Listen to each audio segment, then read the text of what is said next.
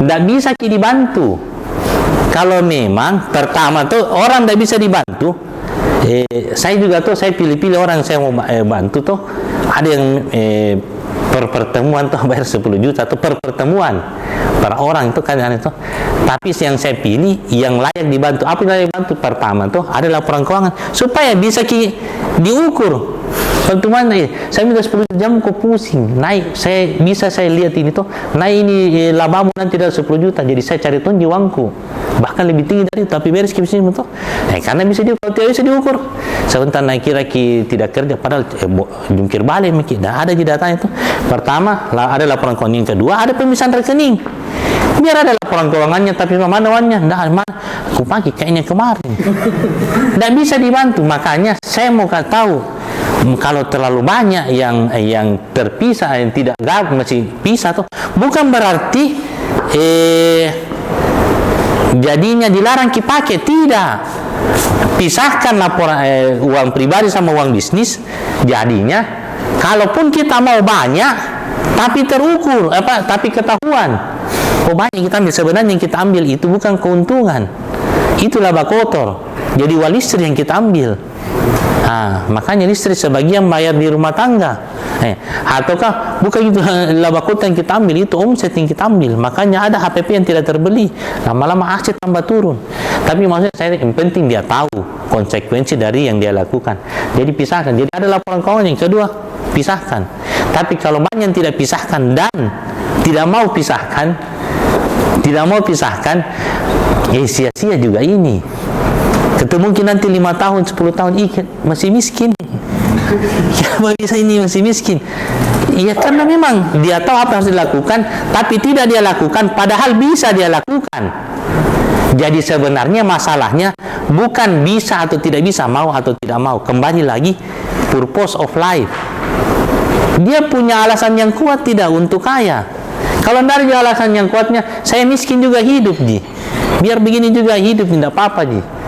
Yang penting hidup asal tidak mati. Sampai kapan? Sampai mati.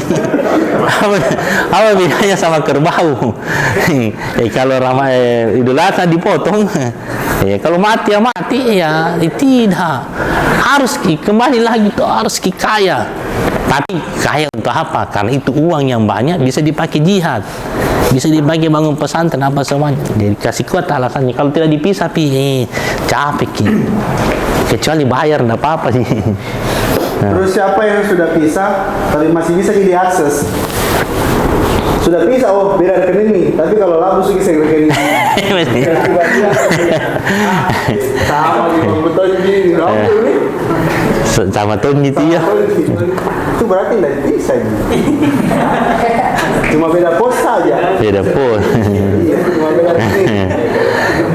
Ternyata kompi wifi sana.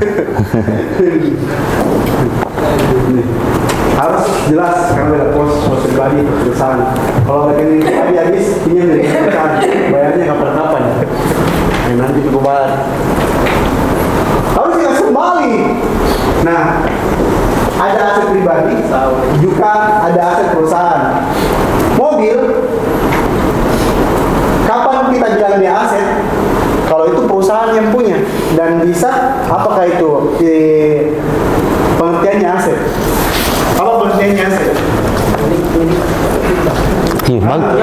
Jawab kalau lebih ini.